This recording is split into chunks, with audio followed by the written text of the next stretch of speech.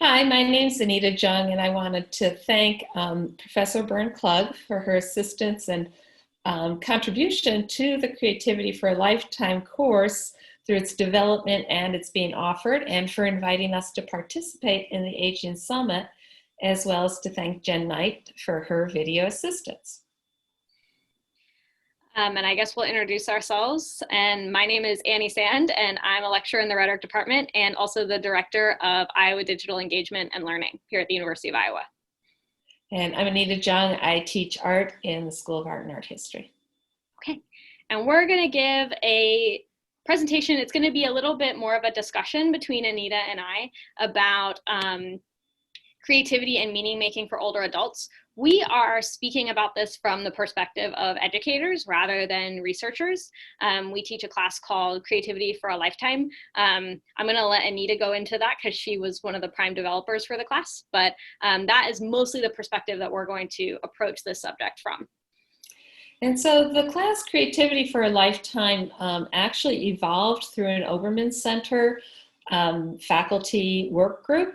And so there are many, many collaborators within the designing of the course. It's a gen ed course that explores values and cultures, and it's part of the Big Ideas initiative as well as the tile classrooms. And so even though Anne and I are the primary teachers of the course, we have many lecturers that are provided by other colleagues across campus, which really enriches the entire class. And the focus of the class is to really talk about creativity and what creativity is, but also how creativity develops and changes from childhood through adolescence, through early adulthood, and into middle and later adulthood. And so one thing that you might imagine if you're thinking about a typical college course is that it's mostly 18, 19, 20-year-olds in this class. And so one of the things that we also have to deal with in the course of dealing with these questions is questions of the culture around aging and ageism in America. So as we go further into the class, we're not only talking about creativity and how to develop a creative practice and what that means, but also about sort of kind of trying to get these young people to broaden their idea of what it means to be an older adult in our culture and in this particular moment. So we kind of make those ideas hand in hand and try to get our students to think about,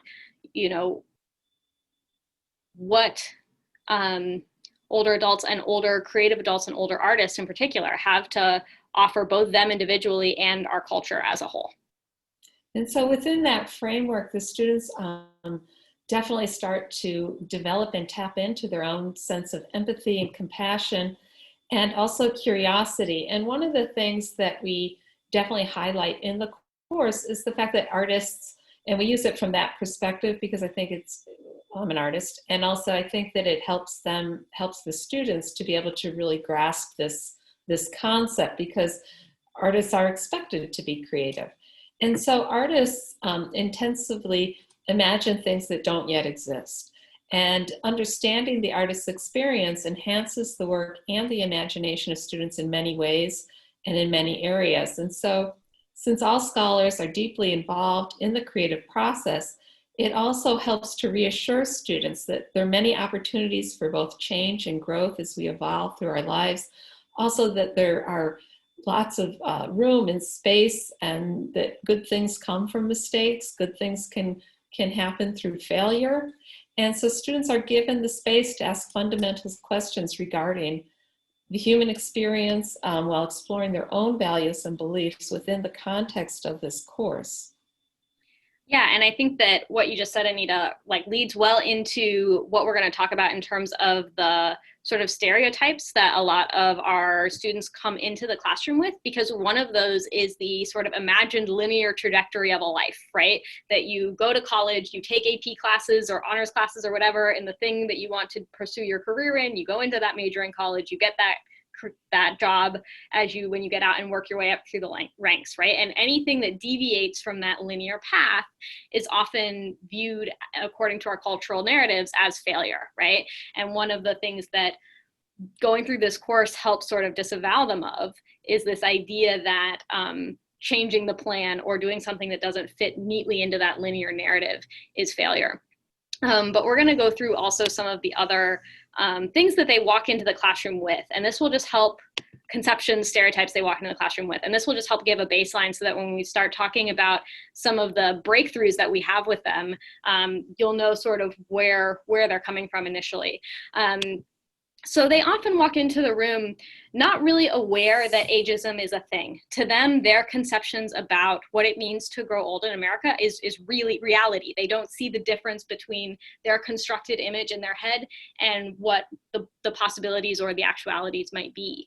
And so one of the stereotypes that they walk into the room with is a stereotype about relevancy. The idea that any older adult is not able to talk about maybe current events or even art or science in a way that's up to date, right? As if the person got, fossilized in their 20s or 30s and stopped learning new things and being able to talk about these issues in a way that's current and relevant, right? Or even that a perspective from that carried memory from a previous time is inherently irrelevant, right? Which we could also talk about whether or not that's correct. Students also come into the classroom with a stereotype about competency, right? I mean, as you might expect, one of the things that they talk about is technology, right? Oh, my grandma can't work Facebook. My uncle can't do this, can't do that, right? And the real focus on what sort of processual knowledge or skills older adults don't have in their imagination. Or even within their limited experience. They don't imagine that an older adult in their life might have processual knowledge that they do not have or that they could learn from. It's often not something that crosses their mind. The other stereotype they often walk into also is a stereotype about ability, right? The idea that they have this sense that not only do the sort of physical body of older adults not work as well, but also that their brains don't work as well. And this is a strong stereotype that that there's just less capability there. And they tend to focus all of the responsibility and burden for that on the older person rather than looking at the ways that our society is only designed to be comfortable for people of a fairly narrow age and ability level, or type of ability even. They also have a stereotype about quality of life, right? The idea that they often say things like, well, I just want to do that while I'm young, right? And the implication being that if they did it later in life, it wouldn't be as enjoyable. So these are some of the things that they walk into the room already carrying and not realizing that they're carrying with them. So one of the things that we're going to do, and maybe Anita, you want to give some background on this, is we ask them to do what we call the Storycorps Project to try to get them out of these ideas that they seem to be sort of stuck in. Right, and one of the core tenets of the course is that the work is real. We try not to just have them go through the motions, but we try to have them use real resources, primary resources, and make them understand the relevancy of what they're doing. And so the Storycorps is a wonderful tool because it's a international maybe, I don't know, but it's stories that are collected by the Library of Congress, and anyone is invited to do them. And so they're creating really a comprehensive oral history of what it's like to live in the United States. And so asking students to participate in this very large and phenomenal activity really legitimizes and it validates their own research and their own activity. And within the context of doing that, we look at and talk to different people in many different disciplines. Some of them that come to mind are, we've had ethnographers from anthropology come to the classroom and talk about their own research, but also talking about how you interview somebody. How do you ask an open question, a question that's really genuinely intended to relinquish a lot of control to the person who answers it, that is going to really allow them to open up to what the person interviewing them wants to have a conversation about. And within the context of interviewing, one of the things that we really stress is also deep listening. The students do a lot of practice questions, practice interviewing of one another, but inevitably when they're sitting down with the person that they're going to interview, they're conversation is going to take a lot of unanticipated turns and deviations from the topic. But we do have some guidelines to just sort of keep it focused on the whole idea of creativity as sort of a almost like a guide for that conversation that really helps them to contextualize it also. Yeah. But, I love this project, I have to say. It always makes me cry. They're really fun to listen to. And not only do we do some important scaffolding in terms of how to do interviewing, how to ask an open-ended question, part of that is that we really want to set them up to get answers that surprise them, right? That broaden their understanding of what it means to be a human over 50, a human over 60. But one of the other things that we do to help sort of lead them to that is we do talk very overtly with them about ageism. And we even have them do projects, for example, small activities where they have to do for a Google image search of the word elderly, and then use that as a sort of anthropological moment to analyze how our society thinks about what it means to be older. And from there, they can then think about, well, do I think that way? And for a lot of them, it's yeah, I kind of have. And it's a chance for them to shift position. We also introduce them to some resources that point out things like universal design, right? That ability is not this like singular linear metric that goes from like an Olympic athlete down to someone who is, bedridden. That society is that ability is much more varied than that and can't be tracked linearly, and that a society can be set up in a way that allows for the comfort of a wider variety of bodies to exist happily and comfortably in a space. We also introduce them to the idea that while yes, some people do face things like Alzheimer's, Parkinson's, or dementia that can cause their brain to do some things less well, that there's some research to suggest that while that's happening, other brain functions can kind of emerge in new ways. For example, the researcher Rex Young talks about how he works with Alzheimer's patients specifically, that while the neurological processes that happen during Alzheimer's do make sort of what we would call directed brain work more difficult, things that have a specific task, like reaching into the past and pulling out a specific piece of knowledge or a specific piece of memory, that that doesn't stop the sort of meandering brain pathways that are part and parcel of creativity, the sort of daydreaming. In fact, he tells a story that always strikes students very deeply, where he's talking to an older woman who has fairly late stage Alzheimer's and is asking her about going to the beach, that she loves going to the beach. She's visited it very often with her family. And she can't bring out an exact story, but after, several minutes of trying, she says, there's a kind of music that lives there, right? This beautiful, beautiful descriptive line, poetic line that emerges, and who knows exactly how it kind of came to the surface of her brain or how she went and got it, but emerges out of all these experiences that she's had, and the value and the beauty of that. So those are just a couple of things that we do before students do these interviews to try to help them approach the interview in a sort of new and open way. And what we're going to do is we're going to talk about some of the trends that we noticed across these interviews that students did, both from what their interviewee said and from what some of the aha moments that our students had as well. It's also been very interesting because it's sort of surprising how many times students will tell us that they don't know anybody who's in their 60s.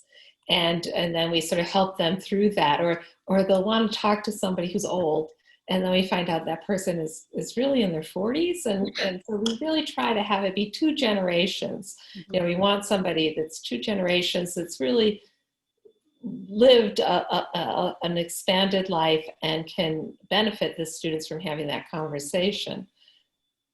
Yeah, for sure. That a lot of students, when we start this project with a cohort of students, we find just how scant the intergenerational connections are for a lot of our students that are in our classes and doing this project.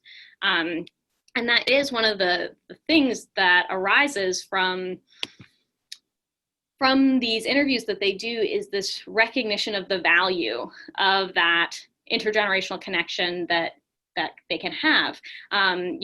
One student talked frequently in her reflection about her interviewee saying, well, I've lived 18 lives, that she'd not only, married her high school sweetheart and kind of had that life and been a stay-at-home mom, but then ended up, getting a divorce and entering the business world and being a pioneer, particularly for a woman in the business world, having a very successful professional career, and then has gone on to start other business, do startup businesses, be involved in those sorts of startup activities, and now is the sort of head of a sorority here on campus. And so that she's done a lot of different things, and thus both breaks that linear narrative of success that we talked about earlier, but also has so much experience for that student to draw from. And that you can almost hear the student realizing, as the interviewee talks about all the various things that she's done, just how much there is to learn and gain from this connection.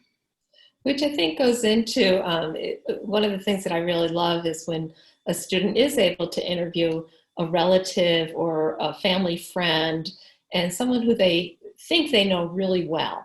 So well that, in fact, they kind of all of a sudden realize they've never actually sat down and had a conversation with that person about that person's life, that most of their interactions have kind of been about them, that it's their parents saying, oh, how was your day? How was your, how is this going? How's that going? And all of a sudden, those roles get reversed. And the wonderful thing about that is that all of a sudden the student, the child, the nephew, the niece is in the driver's seat of this interaction and interviewing and actually behaving in a very professional context. I mean, they take this extremely seriously. They've practiced these questions. They've gone over these questions.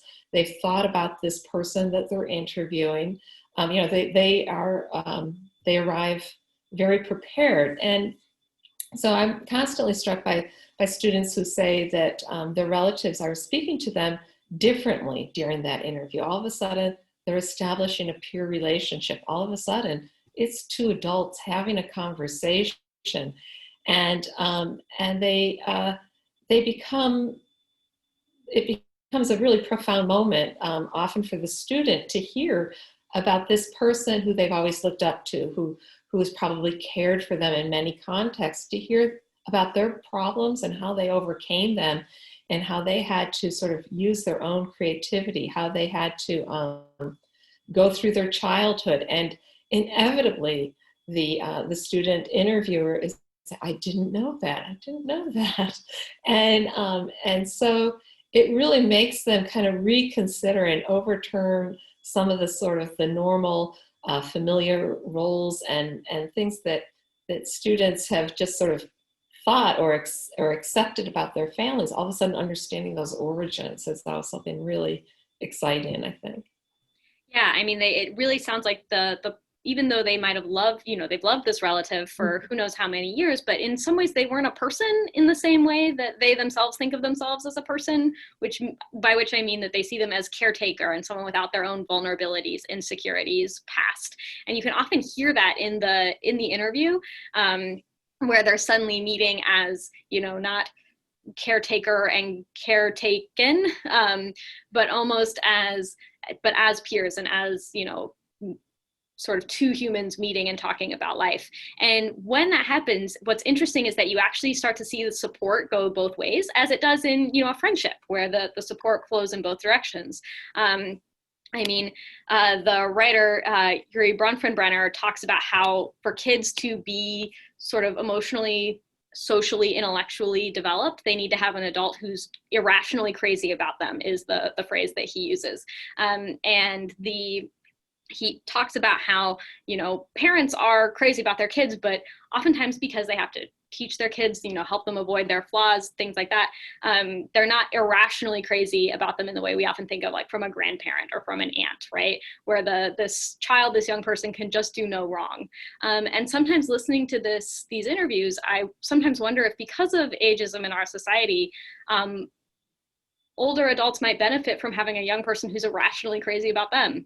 Frankly, I heard interviews where, I'm going to go back to that interview with the the young woman in a sorority and the sorority mom, as they call them, she hears that her sorority mom draws and goes, wait, why, you should hang your art in the sorority house. Like, why don't we have all your art on the walls? What are we doing, right? We would love that, and to hear that support flowing in both directions, that it's no longer a one directional sort of giving in that sense. And often as these interviews are getting going, the student, is asking about, tell me about a time when you had to use creativity in your life. And the person will say, well, I'm not creative. I've never been creative. And then it's up to the interviewer to say, but you have been. And often they'll be like, but you're the reason I'm creative. I'm creative because you're creative, and your creativity comes out in your quilting or your knitting or baking or always making our family events incredibly special. So the students are recognizing the creativity in their family member or in the person they're interviewing. And all of a sudden that person's sort of like, oh, you're right. Yes, I've always enjoyed that. I've always just, I've always made quilts. I've always done these things. And all of a sudden understanding that as this really amazing thing to this other person, sort of that validation can go both ways, which is so exciting. Yeah, for sure. And I think points to one of the ways that our society tends to define creative activity fairly narrowly in terms of both, hobbies and things like baking and things that are considered like domestic are often excluded from that definition of what counts as creative. But oftentimes when students cite what inspired them to be creative, it's exactly those things. It's like, oh, well, my aunt makes jewelry, or my grandma is always trying new recipes, or, quilting, knitting, all these sorts of things that, yeah, exactly, for sure. Oftentimes the interviewee is like, no, like that's not creative. But the student is going like, wait, but that's the reason that I'm an art major, or that's the reason that I'm a music major, or that got me into graphic design, or something like that. And to see the sort of proof there often does that sort of support and validation back for the interviewee as well. And other interviews we've had students do, if they don't have a family member, a lot of times we actually will put them with a professor. And sometimes if they don't have a particular professor in mind, I'll ask them about their major, and then we'll look online. And so, which is really lovely when it's a first-year student, and all of a sudden they're realizing they can interview the director of their program. And that person will sit down and have a really meaningful and interesting conversation that is so enlightening and exciting to both of them, really. It's the professor is sort of encountering the student where they are, and the student encounters the professor where they are. And so there's a lot of validation, but also, they're asking their professor about when they were their age, and all of a sudden they get these great stories and anecdotes of, with a professor maybe saying, oh, I did not have a good first year of college, or I never thought I was going to major in this. And all of a sudden that kind of humanizing, validating experience unfolds. Yeah, for sure. I mean, makes the professor or the director or even the relative feel more human. And also, I think that a lot of students assume that someone they see as successful now was always considered successful, or that someone they, also that, frankly, that the perception that anyone over 60 has fairly, conservative values, either socially or politically. And what a lot of students realized was that a lot of these adults were role models for them also in sort of a rebellious sense. I mean, one of the interviewees talked about being a kid at a Catholic school and stealing the holy stickers that the nuns would give out as rewards for good behavior, right? And how that kind of set her on this path of rebellion, that then when she was told by a boss, like, I only hired you because of affirmative action or whatever, that she basically looked at the boss and went, sorry, not sorry, right? That these students go, oh, it's even not just a career, or that I can find a role model in this person, but it's also the things I want to fight against, the things I want to change. I can find a role model in this person as well, which oftentimes they did not expect.